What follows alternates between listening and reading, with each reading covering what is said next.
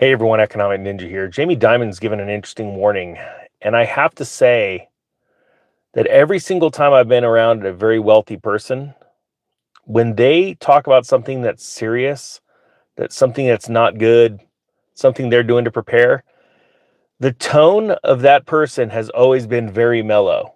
It's like, "Hey, how do you think things are going?" And the person usually responds like, "It's going to get really interesting. This is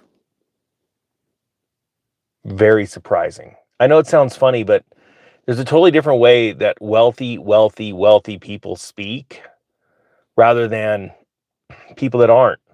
People that are not wealthy, when it comes to money, get very excited, whether it be to the upside, like, "Oh my gosh, you wouldn't believe this new investment I just got into, cryptocurrency. Oh my gosh, it's going to go to the moon."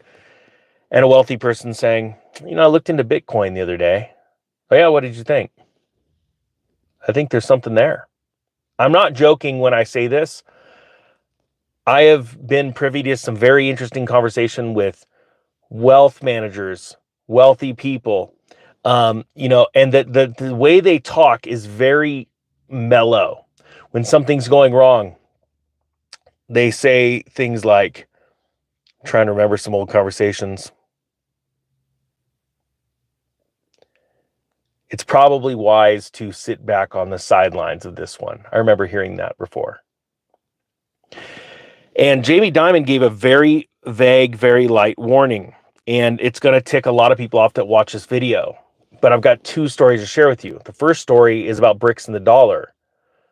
The warning from Jamie Dimon is about dollars, and they are opposite of what you would think of. Let's say your net worth is under $100,000 or under $500,000, right? And let's break this down. And I want to be very light and not insult anyone, okay? Because when I started investing in around 1998, I started buying stocks and got really interested in it. Bought my first house in 2001, and I was, off to the races. Became an accredited investor in 2004, I believe it was. So you know that I had to have a certain net worth to get there, right? I did all this by myself. I didn't have a dime from my parents. I had to make it on my own. And my parents provided a house for me and nourishment and all that. Don't get me wrong. But what I mean is I didn't get to have an inheritance or anything like that. I did all this by side hustles and things like that. So a lot of people are talking about a dollar collapse. And is the dollar going to continually lose value? Yes. Is there going to be a time point where it is an acceleration of drop in value of the dollar? Yes. But most people are running for the hills, buying a bunch of gold and silver, stashing it in vaults, dumping everything they've got into it, when you could sit back a little bit, look at alternative investments, look at proper diversification, and really go crush it. All right. And then as one investment goes up, you take the profit and put it into another stack. Let's just do this. I'm going to give you the two stories. Okay, the first one is about the bricks.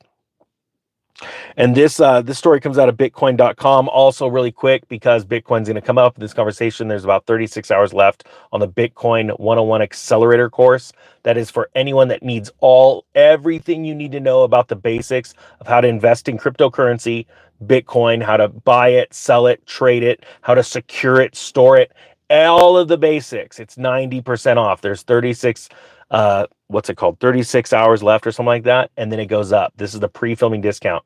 We just finished that course, and Dylan did most of that, and he is a best-selling author in the Bitcoin space. Okay, so all right, this story is out of Bitcoin.com news. It says BRICS slashes US dollar and euro transactions to below 30%. Says the BRICS nations are increasingly using national currencies, with 65% of transactions now conducted in local currencies, according to a Russia finance official.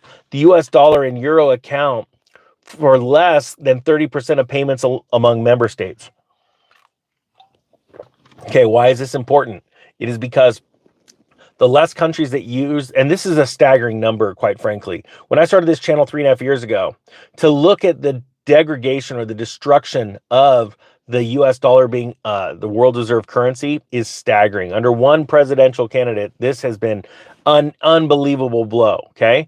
So the less dollars the less dollars needed for trade with these countries, which remember BRICS accounts for, oh gosh, it's something massive, like 45% of the world's trade right now, or GDP. It's pretty staggering.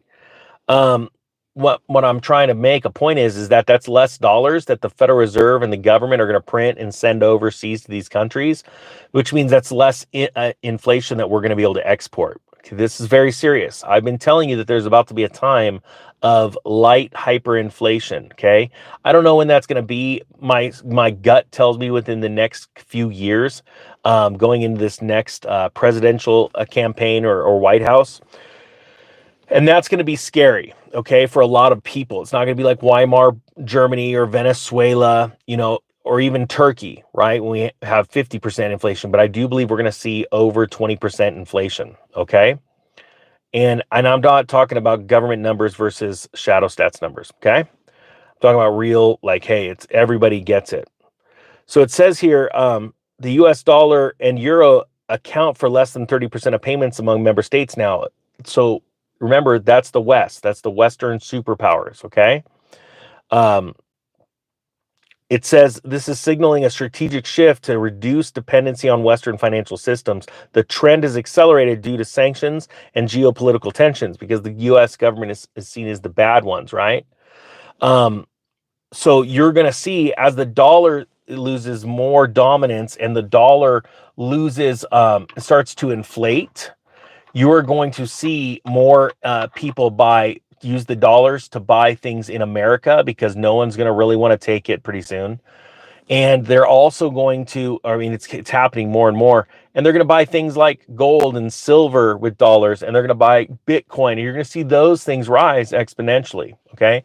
Now, that doesn't mean this next story is going to throw a lot of people for a loop and they're not going to like this, okay? But just, I'm doing it. I'm not telling you to do it. I buy all kinds of assets. I buy gold, silver, Bitcoin, and then I have number 4, and that is dollars. And people are freaking out because they're like, why would you hold dollars when all of a sudden, the thing's worthless? Well, it doesn't happen overnight. And I want you to understand that when dollars lose value, we'll go back to the Great Recession. Imagine a timeline, a linear timeline, where you start to see, you didn't see the dollar lose value. You started to see the dollar strengthen going into a crash because people were accumulating them. Hedge funds and wealthy individuals were accumulating dollars, whether that be through physical greenbacks or more than not treasuries and bonds. They dove into the dollar as a hedge of protection. And then what you saw the stock market indexes start to drop. You actually saw gold and silver drop from 2007 to 2000 and mid 2008. Gold and silver were falling along with stock market indexes. The stocks kept falling after gold and silver found their base in around November of 2008, about 8 weeks after Lehman closed their doors. Then what happens is the Fed starts stimulus. Now, to think about that linear timeline, here you've got people started moving into dollars. Berkshire Hathaway was selling stocks, back in 2006, getting ready for this. Think about what's going on right now. They've got this massive cash hoard, the exact same thing, wash, rinse, repeat. And then, everything started to fall in value. Well, Lehman Brothers closed in September of 2008. Gold and silver didn't find their bottom till November of 2008. And guess what? The Fed repo facility, the repurchase agreement, the window that was open to help out all of these institutions, the banks that were crashing in 2008, that didn't open until January of 2009. Okay, so think about that slow reaction. Now, when I say we're in a crash now and people don't get it, that Fed repo window opened up in October, I believe it was, or it's late September of 2019. What? It's because the banks were collapsing. I know that sounds crazy, but then when COVID showed up a month later in China, and trust me, I know from experience, I was racing around my fire department, my church, all this stuff from October of 2019 till February. Nobody wanted to talk to me. Everyone thought I was nuts. They're rolling their eyes. Look at that now. It's because it's a very easy cycle. So here's what Jamie Dimon says. Jamie Dimon, CEO of JP Morgan, says cash is very valuable when the future looks treacherous. Now, when I started the video, I'm talking about the difference between how wealthy people talk and how people that are not wealthy talk. People that are not wealthy tend to panic and use very high, very interesting verbiage. Jamie Dimon says cash is not burning a hole in my pocket, and noted his friend Warren Buffett is also stockpiling cash. JP Morgan and Chase CEO Jamie Dimon believes stock prices are inflated and seems very worried about the future, so he's in no hurry to spend all the excess cash the banking giant is holding.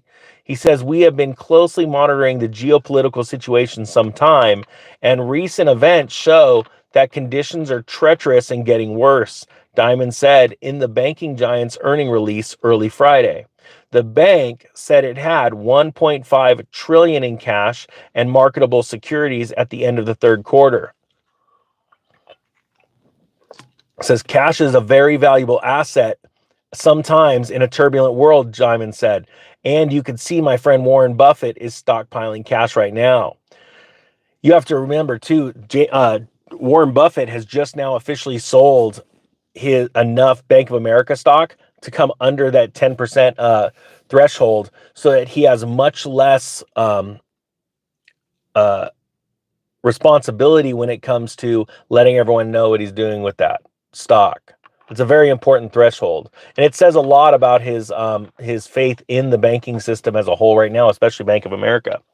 Now, I hold a specific amount of cash, and I don't want to tell anyone percentages because everyone's always asking me that question, and I'm not a financial advisor. But I will tell you, a lot of people would balk at how much I have or they mock me because they think I'm crazy because the dollar's going to crash tomorrow. But like all other times in history, especially though we're losing it, we're still looked at as a reserve currency. So there is some still semblance of for lack of better terms, a safe haven asset, okay, for the dollar.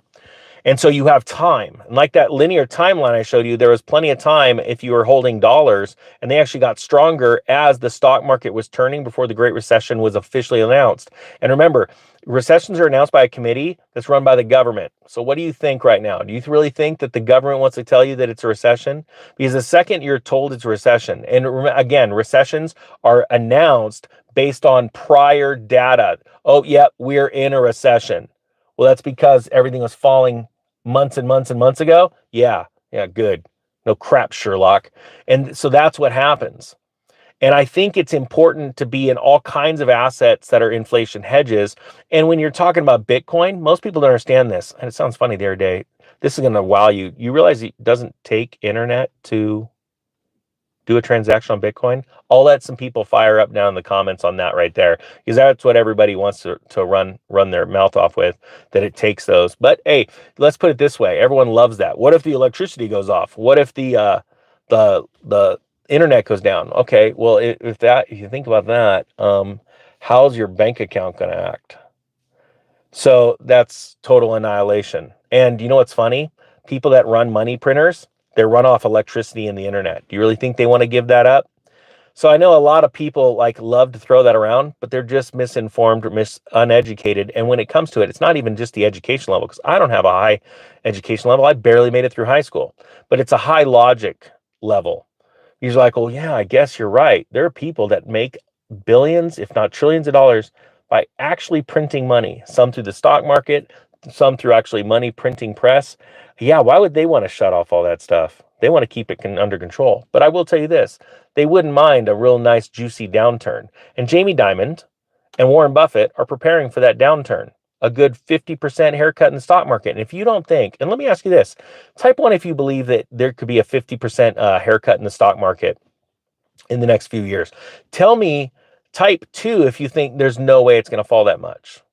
And I want to remind all the people that are about to type 2 that the stock market has fallen 50% twice just since the year 2000.